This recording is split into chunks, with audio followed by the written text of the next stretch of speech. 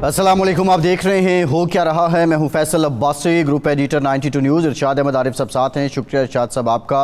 हुकूमत पाकिस्तान की तरफ से आज़ाद कश्मीर के अवाम के लिए बड़ी सब्सिडी का नोटिफिकेशन जारी किया गया। 23 अरब रुपए की मंजूरी दी गई। आज आज़ाद रियासत जम्मू और कश्मीर के वज़ीर-ए-आज़म चौधरी अनवारुल हक ने बड़ी मुफस्सल प्रेस कॉन्फ्रेंस की और उन्होंने ऐलान किया कि कश्मीर में अब फ़ी मन आटा 2000 रुपये मिला करेगा। और इसी तरह बिजली के भी जो मुख्तलिफ कैडर हैं उसमें बड़े पैमाने पे रिलीफ दिया गया है। आज़ाद कश्मीर के रहने वालों को बड़े नॉमिनल से चार्जेस अब उन्हें अदा करना पड़ेंगे।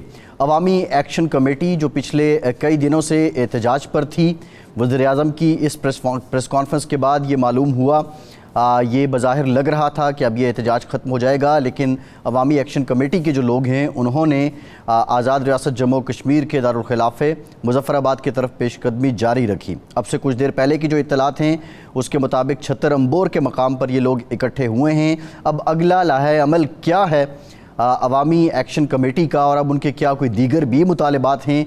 ये जो रिलीफ़ दिया गया है, यहाँ इस बात को भी जहन में रखना ज़रूरी है कि पाकिस्तान में IMF का जो वफ़द है वो भी मौजूद है।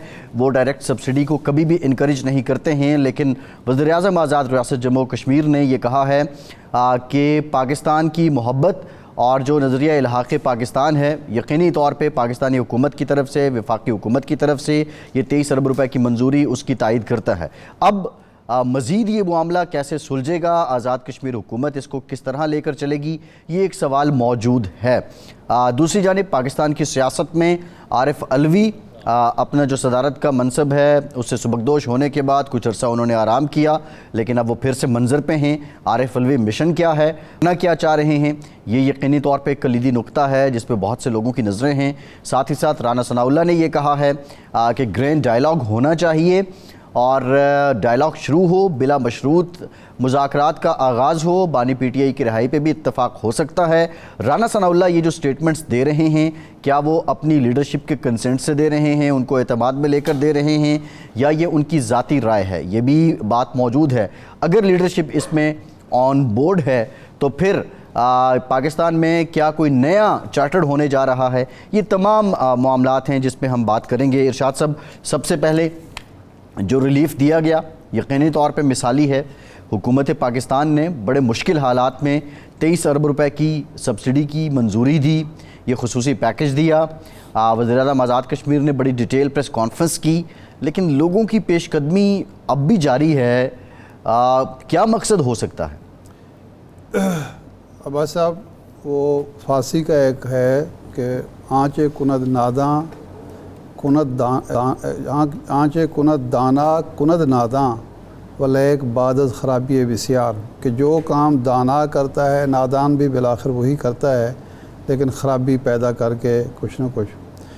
ये काम आज से 1 दिन पहले भी हो सकता था, 2 दिन पहले भी हो सकता था, 3 दिन पहले भी हो सकता था। एक तो आज़ाद कश्मीर की जो हसासियत है उसको मद्देनज़र रखना बहरहाल ज़रूरी होता है हर वफाकी हुकूमत के लिए।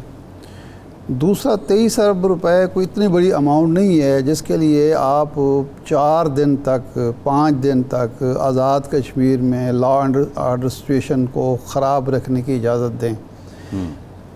अमलन क्या हुआ है कि 5 दिन के बाद ये काम आपने किया है, ये 2 दिन पहले अगर करते तो ये तासुर ना पैदा होता कि जी जब बिल्कुल अवाम का रेला जो था उसको रोकने में नाकाम हुई तो हुकूमत ने मतालबात मान लिए। ये मतालबात, इसमें वफाकी हुकूमत से ज़्यादा ज़िम्मेदार मैं तो आज़ाद कश्मीर हुकूमत को दूँगा कि जिसकी कोई पॉलिसी हमें नज़र नहीं आई।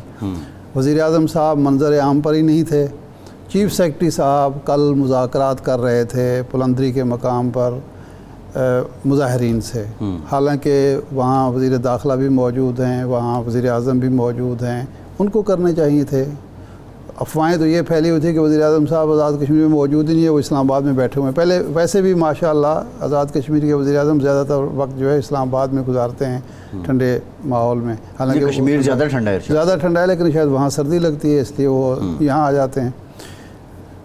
दूसरा जो इसका पहलू है वो ये है कि ताख़ीर की वजह से इंडिया को मौका मिला प्रोपेगेंडा करने का। اور تیسرا اس کا پہلو ہے وہ جو آپ نے اشارہ کیا کہ IMF یہ سبسڈی کو قبول کرے گی، اور اس سے اگلی بات یہ ہے کہ بجلی تو KPK بھی پیدا کرتا ہے. ان کا مطالبہ یہی تھا نا کہ منگلا کی بجلی اور نیلم جیلم کی بجلی کی وجہ سے ہمیں ریلیف ملنا چاہیے، تو یہ تو شور پھر وہاں بھی مچے گا. اگر جلدی میں ہو جاتا تو پھر یہ معاملہ نہ اٹھتا. یہ چونکہ قومی سطح پر اٹھ گیا تو اب اندیشہ یہ ہے کہ یہ KPK کے بھی لوگ بھی کہیں گے جی ہم نے کیا قصور کیا، ہم بھی تو وہ تو KPK میں بھی تو آبادی بھی زیادہ ہے، بڑے پیمانے پہ ان کو گندم بھی جاتی ہے. KPK کی تو پروڈکشن نہیں ہے اس طرح ایگریکلچر کی، بجلی کی پیداوار نہیں ہے. تربیلا بجلی پیدا، میں ایگریکلچر کی بات کر رہا ہوں. نہیں میں تو ایگریکلچر تو آزاد کشمیر میں نہیں ہے، لیکن آبادی کا تناسب تو ارشاد صاحب دیکھیں نا. ایشو تناسب کا نہیں ہوتا نا، یہ یعنی آبادی کسی کے زیادہ ہو تو وہ پھر مہنگے دام میں چیز خریدے. جو ایک جو لاجک بنتی ہے میں اس کی بات کر رہا ہوں. لیکن بہرحال رسیدہ بود بلائے ولے بخیر گزشت، اچھا ہوا کہ یہ معاملہ ہو گیا. لیکن ابھی آخری لمحات پہ جو کچھ ہوا ہے کہ جب وہ مظاہرین مظفر آباد میں داخل ہو رہے ہیں، انہوں نے طے یہ ہے کہ وہاں آ کے وہ اسمبلی کے سامنے کھڑے ہوں گے چوک میں اور وہاں اعلان کریں گے کہ جی یہ ہمارا معاہدہ ہو گیا ہے. پولیس کو آنسو گیس پھینکنے کی، لاٹھی چارج کرنے کی ضرورت کیا پڑ گئی ہے؟ اس کا مطلب ہے کہ کوئی حکومت کے درمیان اور ان جو فورسز کے درمیان کوئی تال میل ہی نہیں ہے. کسی نے یہ بتایا ہی نہیں کہ جناب معاہدہ ہو چکا ہے، اب آرام سے ان کو آنے دیں، آپ صرف جو عمارتیں ہیں ان کی حفاظت کریں کہ کوئی شرارت نہ ہو سکے. آپ نے وہاں پھر ایک فساد برپا کر دی ہے. میرا خیال ہے یہ چیزیں جو ہیں اس سے سبق کرنا چاہیے کہ آئندہ کم از کم اس طرح کے حساس علاقوں میں حساس ایشوز پر سیاست نہ کرنے دی جائے، اور حکومت کے ادارے بر وقت بلکہ قبل از وقت کوئی اقدام کریں. اول تو اس لانگ مارچ کی ضرورت نہیں ہونی چاہیے تھی، پیش نہیں آنی چاہیے تھی. اگر شروع ہو گیا تھا تو وقت پر ختم کرنا چاہیے تھا. لیکن میرا خیال ہے علی ظفر صاحب نے ارشاد صاحب ہمیں جوائن کیا ہے، سینیٹر ہیں پاکستان تحریک انصاف سے، مایناز قانون دان بھی ہیں. علی ظفر صاحب بہت شکریہ آپ کے وقت کا. علی ظفر صاحب یہ عارف علوی صاحب کس مشن پر ہیں؟ بطور صدر تو ملک میں سیاسی استحکام لانے کے لیے ان کا رول اتنا متاثر کن نہیں رہا، تو اب ایسا وہ کیا کر لیں گے جو وہ بطور صدر نہیں کر سکے؟ دیکھیں ان کو علوی صاحب کو بڑا اہم ٹاسک دیا گیا ہے، اور وہ ایک طرح سے جو پارٹی ہے اس کے چونکہ سب سے سینئر اس وقت رہنما ہیں اور بڑا ایکسپیرینس ہے ان کا، تو ان کو یہ ٹاسک دیا گیا ہے کہ ایک تو جو پولیٹیکل نریٹو ہے جو مستقبل میں سیاسی معاملات ہیں ان کے اوپر غور کر کے کوئی تھنک ٹینک بنائیں، اور دوسرا یہ کہ جو پارٹی کی ری آرگنائزیشن ہے اپنے انٹرنل اس میں بھی اپنی جو ہے مشاورت کریں اور اس کے اوپر اپنی ہدایات بھی دیں اور اپنی ایڈوائس بھی دیں. تو اس لحاظ سے ان کو ایک اوور آرچنگ ایکسپیرینس جو ان کا ہے اس کو استعمال کیا گیا ہے، اور اس کو کہا گیا ہے ان کو کہ وہ اپنا رول اس میں ادا کریں. میرا خیال ہے بڑا اہم ان کا رول رہا ہے ایز پریزیڈنٹ آلسو. ملک کے وہ صدر تھے، اور آپ کا یہ کہنا کہ انہوں نے کوئی اچھا رول نہیں ادا کیا یا وہ کوئی زیادہ اسٹرانگ رول نہیں ادا کر سکے.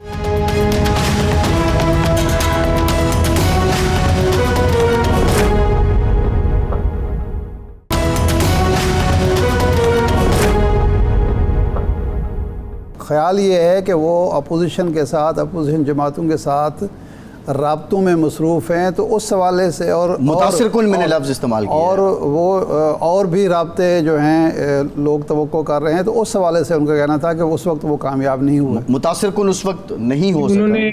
انہوں نے بالکل اپنا رول میری نظر میں جس حد تک ادا کر سکتے تھے انہوں نے کیا، اور چونکہ وہ صدر تھے ملک کے تو ان کو کچھ حد تک نیوٹرل بھی رہنا پڑتا تھا. وہ ہر ایک کے صدر تھے اور وہ ایک پارٹیزن پارٹی کے نہیں بن سکتے تھے. تو اس لیے انہوں نے اس کے مطابق اپنا جتنا کردار ادا کرنا تھا میری نظر میں کیا، اور کافی اچھا کیا. جہاں تک آئین کا تعلق ہے انہوں نے آئین کے کوئی خلاف ورزی نہیں کی. انہوں نے آئین کے مطابق جو سمجھا، جو ایڈوائس ان کو ملتی رہی اس کے مطابق چلے. بہت سارے آرڈیننسز حکومت پاس کرنا چاہتی تھی، انہوں نے اس کو نہیں پاس ہونے دیا کیونکہ ان کی نظر میں وہ پارلیمنٹ کا کام تھا اور وہ آرڈیننس کے ذریعے وہ ولی قانون سازی نہیں ہونی چاہیے تھی. تو اس لیے میرا خیال ہے اوور آل ان کا بڑا اچھا رول رہا. اور اب چونکہ وہ ان کی ٹینیور ختم ہو گیا ایز پریزیڈنٹ، تو ان کا بڑا اہم رول ہے پارٹی میں، اور مجھے یقین ہے کہ وہ پوری طرح رول اپنا ادا بھی کریں گے. میں ان کے ساتھ ان ٹچ ہوں اس معاملے میں، اور ان کے ساتھ ابھی کچھ دن پہلے بھی گفتگو ہوئی میری، جس پہ انہوں نے کہا کہ میں اس پہ پورا ایک اسٹریٹجی بنا کے آگے چلوں گا. اچھا علی ظفر صاحب، وہ اچھی بات ہے، پارٹی کی تنظیمیں نو اور باقی معاملات بھی ہیں، لیکن آپ کی تنظیم کے اندر ایک دھڑے بندی اور تلخی نظر آتی ہے. شیر افضل مروت صاحب کے حوالے سے اب دیکھیں کہ اس کی اچانک آپ نے سیاسی کمیٹی سے بھی نکال دیا، کور کمیٹی سے بھی نکال دیا. کیا یہ واقعی سعودی عرب والا جو بیان تھا یہی وجہ ہے، یا کے پی کے میں جو دھڑے بندی نظر آتی ہے کہ ایک طرف شاندانہ گلزار ہیں، شیر افضل مروت ہیں، وہ آفریدی صاحب ہیں، دوسری طرف دوسرا گروپ ہے عمر ایوب صاحب کا اور علی امین گنڈا پور صاحب کا، وہ اس کا نشانہ بنے ہیں، دھڑے بندی کا، گروپ بندی کا، یا صرف وہ ایک بیان ہی سبب بنا؟ اور وہ اتنا غیر ذمہ دارانہ بیان انہیں کیوں دیا؟ کسی کے اشارے پر دیا؟ جی دیکھیں، 2-3 سوال آپ نے پوچھے. سب سے پہلے تو آپ نے یہ پوچھا کہ جو ایک طرح سے مخالفت ہے مختلف لوگوں کی آپس میں پارٹی میں، اس کے بارے میں آپ نے پوچھا. یقینی طور پہ مسائل تو ہیں، لیکن میں ان کو اتنا سیریس نہیں سمجھتا. ہر پولیٹیکل پارٹی میں گروپس ہوتے ہیں اور وہ گروپس آپس میں ان کی مخالفت بھی ہوتی ہے، لیکن جب ہائر لیڈرشپ ایک فیصلہ کر لے تو اس کے بعد سارے اس فیصلے کو منظور کر کے آگے چلتے ہیں. پوسٹس کے لیے بھی لڑائیاں ہوتی ہیں، ہر پارٹی میں جھگڑے ہوتے ہیں، فسادات ہوتے ہیں. یقینی طور پہ میں اس کو ڈینائی نہیں کر سکتا کہ پی ٹی آئی میں بھی یہ ہوئے تھے اور ہیں اور ہوتے شاید رہیں، لیکن یہ کوئی انہونی بات نہیں ہے. اور اس کو اسی قسم کی مسائل کو ریزالو کرنے کے لیے بھی پریزیڈنٹ الوی صاحب کا بڑا اہم رول ہوگا. اب دوسرا آپ کا سوال یہ تھا کہ مروت صاحب نے جو بیان دیا ان کی وجہ کیا تھی جس کی وجہ سے ان کو بیان دینا پڑا. میرا خیال ہے مروت صاحب نے شاید ایک اپنی طرف سے کئی بار وہ چونکہ ایک دم بات کرتے ہیں تو شاید وہ اس میں جذبات میں انہوں نے کہہ دیا، لیکن چونکہ پارٹی کا اس میں کوئی کردار نہیں تھا، پارٹی کی کوئی مشاورت نہیں تھی. تو عمران خان صاحب سے آج میری بات ہوئی، آج میں گیا تھا ان سے ملا تھا جیل میں، تو میں نے یہ پوچھا تھا کیونکہ مجھے بھی ذرا اس پہ تھی تفتیش کہ وجہ کیا ہوئی. تو ان کا کہنا یہی تھا کہ ایک تو یہ بیان جو تھا، یہ اس قسم کے بیانات جو کہ پاکستان کو بھی نقصان پہنچائیں، پارٹی کو بھی نقصان پہنچائیں، اور جو ایک طرح سے انٹرنیشنل ایشوز جس پہ کریٹ ہو جائیں، تو وہ ان کو یہ پسند نہیں آیا اور انہوں نے اس لیے شو کاز نوٹس دیا. اور دوسری وجہ شاید یہ بھی تھی کہ ان کے کچھ بیانات ایسے آتے رہے جہاں ان کی مخالفتیں تھیں مختلف گروپ سے، تو ہو سکتا ہے وہ گروپ نے بھی کوئی کردار ادا کیا ہو، اس کا مجھے علم نہیں، لیکن جو مجھے خان صاحب نے بتایا وہ یہ تھا کہ اس کی بنیادی یعنی وجہ یہ آپ یہ کہہ رہے ہیں کہ ود ان پارٹی شیر افضل مروت صاحب کے خلاف کوئی سازش بھی ہو سکتی ہے یا ہوئی ہو؟ جی وہ مجھے نہیں پتا، وہ مجھے معلوم نہیں، میں اس کا ہاں یا نہ میں جواب نہیں دے سکتا. وہ محلے مروت صاحب سے پوچھیں گے تو وہ بتا سکیں گے.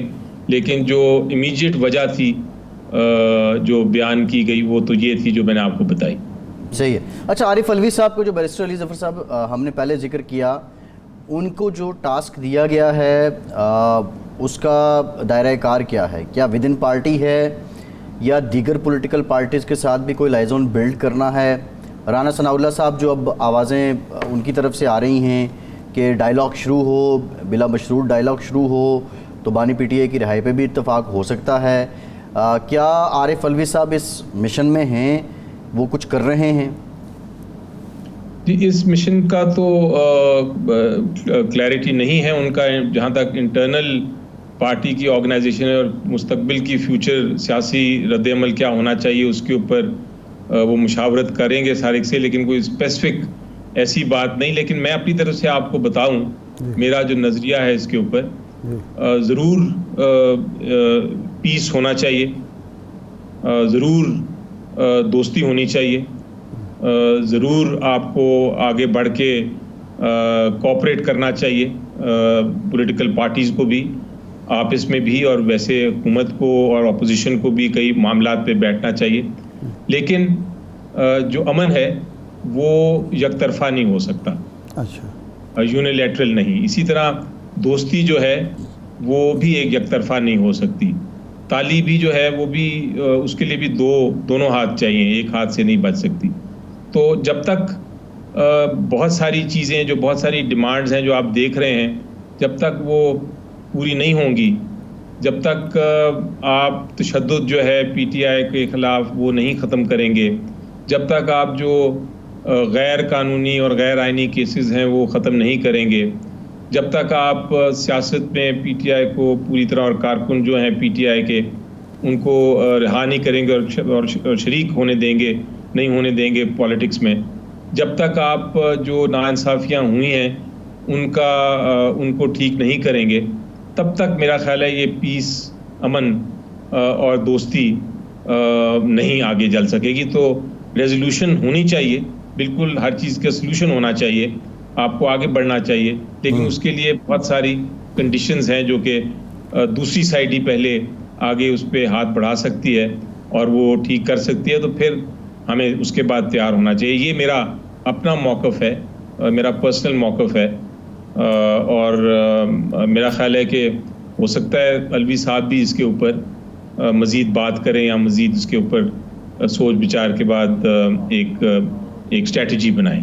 علی ظفر صاحب، اگر یہ ساری شرائط جو ہیں وہ پوری ہو جائیں، لوگ گرفتار جو ہیں وہ رہا ہو جائیں، باقی رکاوٹیں دور ہو جائیں، تو اس کے بعد تو مذاکرات کی ضرورت نہیں رہتی. مذاکرات تو اسی لیے ہوتے ہیں کہ آپ ایک چارٹر آف ڈیمانڈ دیں، دوسری سائڈ سے ان کی کچھ پذیرائی ہوگی، کچھ پہ بات چلے گی. تو آپ تو مذاکرات کی بنائی ہوئی ہے، لیکن کہتے ہیں کہ جی سیاستدانوں سے، ان تین جماعتوں سے تو مذاکرات ہوں گے نہیں جو حکومت میں ہیں، مسلم لیگ نون، پیپلز پارٹی، اور جس سے آپ مذاکرات چاہتے ہیں وہ کہتے ہیں جی ہمارا کیا کام ہے کسی سیاسی جماعت سے مذاکرات کرنا، ہمارا تو یہ رول ہے ہی نہیں. آئین کے بالادستی کی بات بھی کرتے ہیں. پھر یہ بات آگے کیسے بڑھے گی؟ جی دیکھیں، ایک آپ کو اگزامپل دیتا ہوں کہ میرے پاس تو یہ رپورٹس ہر وقت آ رہی ہوتی ہیں. جی، کچھ ایریاز میں، کچھ جگہوں پہ کچھ ورکرز، کچھ لیڈرز، کچھ ایم پی ایز، کچھ ایم این ایز چاہتے تھے کہ ہم کوئی جلسے جلوس کریں، لیکن جب بھی اطلاع ملتی ہے کہ کوئی جلسے جلوس کرنا چاہ رہے ہیں یا میٹنگز کرنا چاہ رہے ہیں، ان کے گھروں میں آج بھی ریڈز ہو جاتے ہیں، ان کے لوگ اٹھائے جاتے ہیں.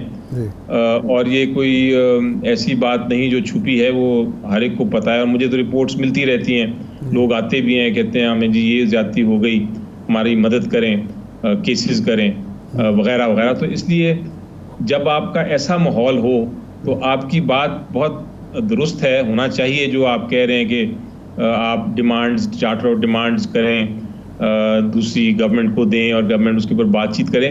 لیکن جب ساتھ ساتھ یہ ہو رہا ہو تو پھر چارٹر آف ڈیمانڈز کس طرح رکھ سکتی ہے ایک پولیٹیکل پارٹی؟ جب آپ ان کو ایک طرح سے بات کرنے کی یا ملنے کی یا مشاورت کرنے کی اجازت نہیں دے رہے، جب آپ ان کو، ان کے ورکرز کو پکڑ رہے ہیں، تو پھر یہ کہنا کہ آپ بات کیوں نہیں کرتے، میرا خیال ہے شاید اس کو ان کنڈیشنز کے بعد آپ ری تھنک کریں.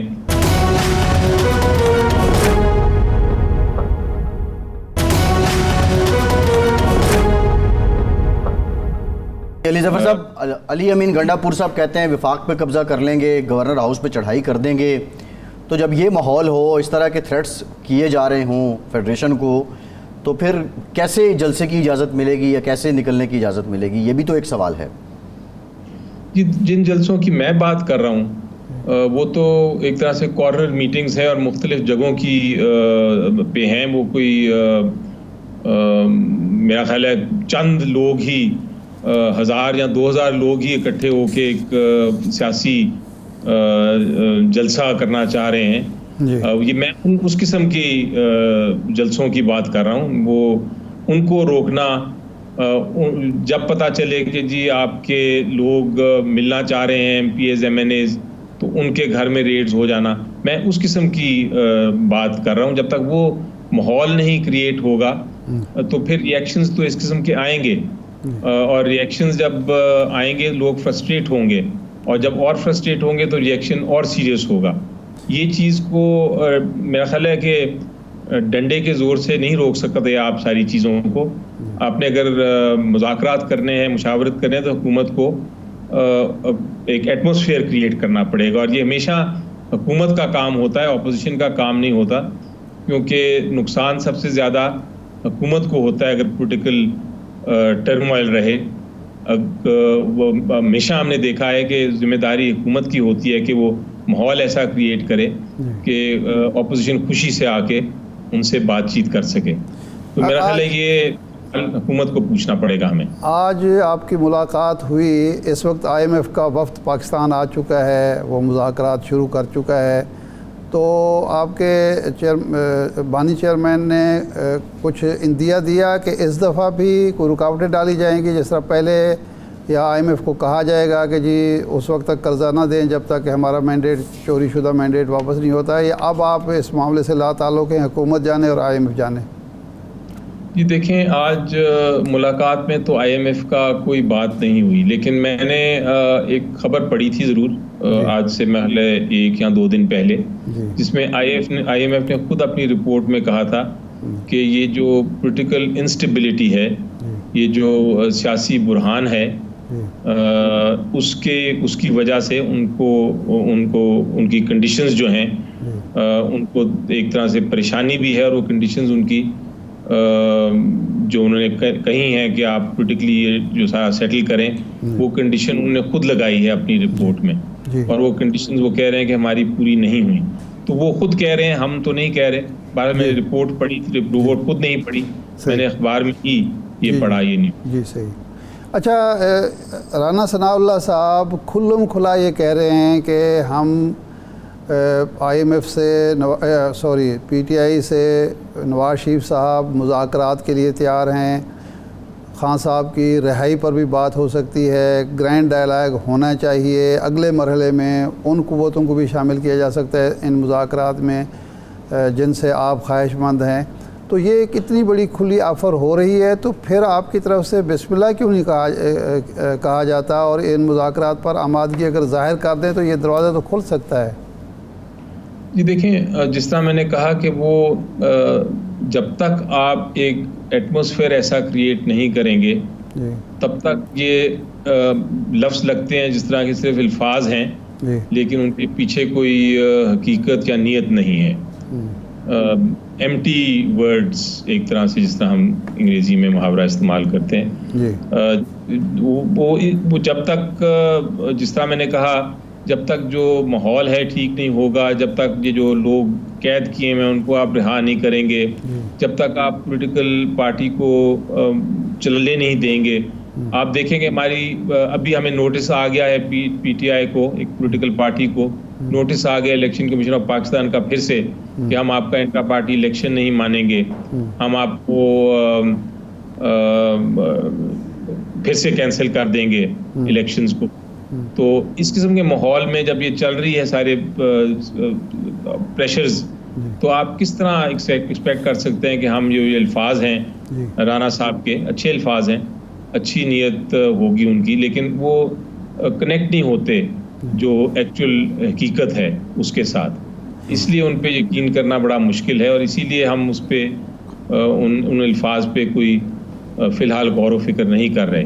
لیکن میں نے سنا ہے ان کی، وہ انفیکٹ میرے ساتھ بھی ایک پروگرام پہ یہی ڈسکشن ہوئی تھی، میں نے یہی کہا تھا کہ بڑی اچھی باتیں ہیں. میں بھی ہمیشہ یہی بات کرتا ہوں کہ ہونی چاہیے بات چیت سیاسی جماعتوں میں، حکومت اور اپوزیشن میں بھی.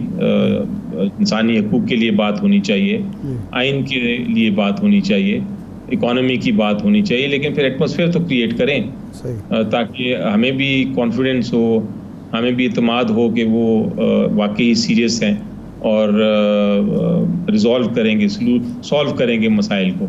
اچھا سر، ایک اس وقت جو صورتحال ہے خاص طور پر جوڈیشری کے حوالے سے ایک کیس بھی سپریم کورٹ میں چل رہا ہے، ججز ہائی کورٹس غیر مطمئن ہیں، ایک ماہر قانون کے طور پر اس شعبے سے آپ کی وابستگی، آپ کے خاندان کی، آپ کے والد گرامی کی، آپ کیا سمجھتے ہیں کہ آزاد عدلیہ کا خواب اب کیسے پورا ہوگا؟ کیا کچھ عدالتی فیصلوں سے یہ کام ہو سکتا ہے؟ ججز کو از خود کرنا پڑے گا، یا کیا آپ کے نزدیک لاہ عمل کیا ہونا چاہیے، اور خاص طور پر 6 ججوں کے خط پر سپریم کورٹ کو کیا کرنا چاہیے؟ اچھی بات یہ ہے، جو خوش آئین بات یہ ہے کہ پہلی بار جج صاحبان نے اپنا جب عہدے سے چھوڑنے سے پہلے انہوں نے ایک ایشو ریز کیا ہے، اور وہ ایشو اب سپریم کورٹ نے اس کو دیکھنا شروع کیا ہے۔ امید یہ ہے میری ذاتی طور پہ کہ کوئی نہ کوئی ایک کوڈ آف کانڈکٹ یا کوئی ایسا رولز اینڈ ریگولیشنز بنائے جائیں گے سپریم کورٹ کے ذریعے جو کہ مستقبل میں اس چیز کو روک سکیں، اس قسم کے پریشرز کو۔ اور یہ پریشرز بائی دا وے، جیسا میں نے کہا کہ صرف پولیٹیکل پارٹیز کا بھی نہیں یہ تعلق، اس سے یہ پریشرز لائرز کی طرف سے بھی آتے ہیں۔ آپ دیکھیں لائرز بھی کئی بار اسٹرائک کرتے ہیں کچھ چیز کو پریشرائز کرنے کے لیے، یا مختلف پولیٹیکل پارٹیز کے ساتھ مل کے پریشرائز کرنے کی کوشش کرتے ہیں۔ تو اس سب چیز کے لیے، ہر قسم کے پریشر کے لیے بڑا ضروری ہے کہ کوڈ آف کانڈکٹ دوبارہ سے بنایا جائے۔ جی، اس سے یہ نہیں ہوگا کہ سب کچھ رک جائے گا، لیکن یقینی طور پہ وہ اس میں کمی آئے گی، اور ایک آپشن ہوگی ایک سٹنگ جج کے اوپر اگر پریشر ہے، اس کے پاس آپشن ہوگی کہ وہ کسی قسم کی کارروائی کر سکیں گے۔ جی ٹھیک۔ تو یہ ایک خوشائن بات ہے کہ یہ پروسیس آگے چلا ہے، لیکن بدقسمتی سے اس قسم کے پریشرز ہمیشہ ہوتے رہے ہیں، اور شاید بھی رہیں۔ ٹھیک، بہت شکریہ علی ظفر صاحب آپ کے وقت کا۔ شاد صاحب، اب تک جو تازہ ترین صورتحال ہے کشمیر سے جو اطلاعات آ رہی ہیں کہ لوگ 76 امبور کے مقام پہ اکٹھے ہیں، اسمبلی کے باہر وہ جانا چاہتے ہیں، کچھ پہنچ چکے ہیں، کچھ کو روک لیا گیا، لیکن ابھی تک یہ ڈسپرس نہیں ہوئے ہیں۔ اتنی بڑی جو اناؤنسمنٹ ہے، اتنی بڑی ان دیٹ ریگارڈ کہ کسی بھی ریجن کے لوگوں کے لیے یہ بہت بڑا ریلیف ہے کہ آج کے دور میں 50 روپے کلو آٹا ملے۔ ارشاد صاحب، کل میں آٹے کی تھیلی لے کے آیا، 10 کلو 1080 روپے کی مل رہی لاہور میں۔ یہ تو بہت بڑی بات ہے جس حساب سے مہنگائی اور آگے بجلی ہم 80-85 روپے یونٹ لے رہے ہیں، ان کو زیادہ سے زیادہ ان کی 6 روپے مقرر کی گئی ہے میکسیمم، منیمم 3 روپے میکسیمم ان کی۔ ہم جیسے لوگوں کے تو 3 روپے ہے نا، تو میں اب تھوڑی بجلی خرچ کرنے والے ہیں۔ شاہ صاحب اب آپ دیکھیں یہ یعنی 82 روپے ہم زیادہ دے رہے ہیں کشمیریوں کے مقابلے۔ وہ ایک میں سوشل میڈیا پہ پڑھ رہا تھا کہ گھر میں ایک بندہ ضرور ہوتا ہے کہ جب گھر والے اے سی لگا کے بیٹھے ہوتے ہیں تو وہ یہ سوچ رہا ہوتا ہے ایک کدو بند کرن گے اس میں نے بل بہت آنا ہے، لیکن بہرحال وہ یہ ہے کہ، اور وہ آپ جیسے اور میرے جیسے ہی ہوتا ہے بندہ۔ بہرحال جو بات تھی اس سے متعلق، دیکھیں اب یہ جو اس وقت صورتحال ہمیں معلوم ہو رہی ہے، یہ تو سراسر بے حکمتی ہے، سراسر یہ لیک آف کمیونیکیشن ہے کہ انتظامیہ کے اینڈ پہ کہ ایک آپ کی حکومت نے ایک فیصلہ کیا ہے، پاکستان کی حکومت نے اتنا بڑا ریلیف دیا ہے، اور کشمیریوں کی محبت میں کشمیر کی خاص سچویشن کی وجہ سے، اور وہ کمیونیکیٹ نہیں ہو رہی کہ انتظامیہ کو یہ علم ہی نہیں ہے کہ یہ جو لوگ اب آ رہے ہیں یہ کوئی خدا نخواستہ گھراؤ جلاؤ کرنے نہیں آ رہے، ان کے مطالبات مانے گئے ہیں، یہ وہاں آ کے اعلان کریں گے ان کے لیڈر، اور یہ خوشی خوشی گھر چلے جائیں گے۔ اب ان کو روکنا یا ان پر تشدد کرنا یا آنسو گیس پھینکنا، اس کا کیا جواز ہے؟ بے تکی بات ہے۔ اچھا، اس موقع پر زیادہ احتیاط کی اباسف اس لیے ضرورت ہوتی ہے کہ بعض شرارتی عناصر ہوتے ہیں جو نہیں چاہتے کہ یہ لوگ پرامن طریقے سے ڈسپرس ہو جائیں۔ بہت لوگوں کی یہ صرف جو مظاہرین ہیں یا جو ان کی لیڈرشپ ہے وہ تو خوش ہوں گے، لیکن بہت سارے عناصر ہوں گے جو اس صورتحال سے خوش نہیں ہوں گے۔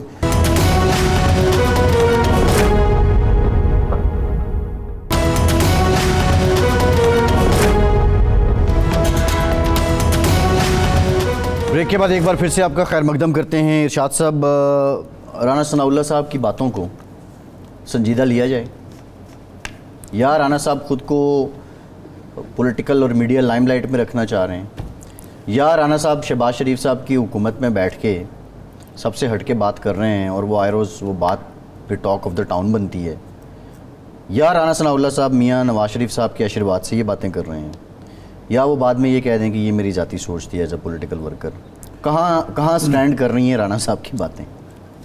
رانا صاحب اگر کل یہ نہ کہتے کہ میں جو کچھ بھی کہہ رہا ہوں وہ نواز شریف صاحب کی سوچ کے مطابق کہہ رہا ہوں، ان کی کانسنٹ سے کہہ رہا ہوں، تو ہم یہ کہہ سکتے تھے کہ وہ بھی جاوید لطیف صاحب کی طرح شاید میڈیا میں رہنا چاہتے ہیں یا شیر افضل مروت کی طرح رہنا چاہتے ہیں، یا ہم کہہ سکتے تھے کہ یہ ممکن ہے اپنی رائے کا اظہار کر رہے ہوں۔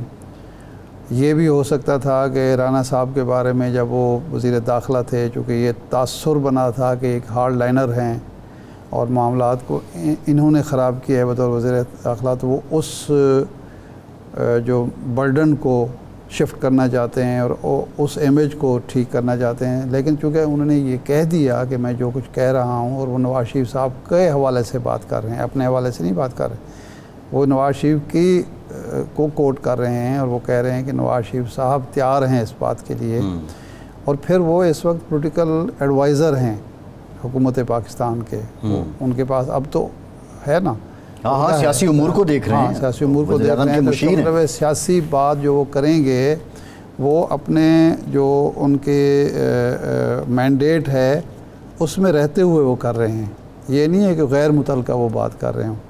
تو میرا خیال ہے اس کو سیریس تو لینا پڑے گا انلیس کہ مسلم لیگ کا کوئی رہنما، کوئی عہدیدار، سیکرٹری جنرل یا کوئی دوسرا یہ کہہ دے کہ نہیں جناب یہ ان کی ذاتی رائے ہے، کیونکہ وہ بھی نہیں کہہ رہے، تردید بھی نہیں آ رہی، نہیں آ رہی نا، تردید بھی نہیں آ رہی، جب نہیں آ رہی تو اس کا مطلب ہے کہ تردید نہ آنے کا مطلب ہے یا وضاحت نہ آنے کا مطلب یہ ہے، شہباز شریف صاحب کہہ سکتے ہیں یا وہ اپنے کسی وزیر سے کہلوا سکتے ہیں کہ بھئی یہ ان کی ذاتی رائے ہے، کیونکہ جو بات ایک پولیٹیکل ایڈوائزر کہہ رہا ہے وہ حکومت کی رائے سمجھی جائے گی، تو اگر وہ حکومت اس سے پیچھے ہٹنا چاہے یا پارٹی پیچھے ہٹنا چاہے تو وہ اس کی وضاحت کر سکتی ہے، اس کی تردید کر سکتی ہے، نہیں ہو رہا۔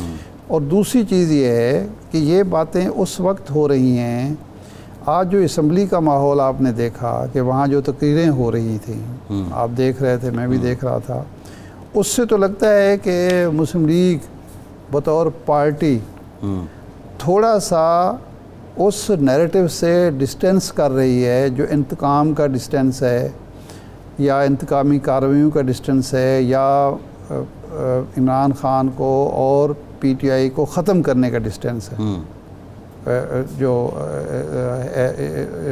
ایشو ہے یا ایک موقف ہے اس کو ڈسٹینس کر رہی ہے۔ اور رانا صاحب نے یہ کنڈیشن بھی کیا کہ وہ بھی مانیں کہ آصف زرداری بھی حقیقت ہے، نواز شریف بھی حقیقت ہے، ہم یہ مان رہے ہیں۔ تو اس کا مطلب یہ ہے کہ اب یہ معاملہ ہو رہا ہے کہ جی جو پولیٹیکل سیاسی حقیقتیں ہیں ان کو تسلیم کرانے کی بات ہو رہی ہے، یہ پہلا مرحلہ ہے۔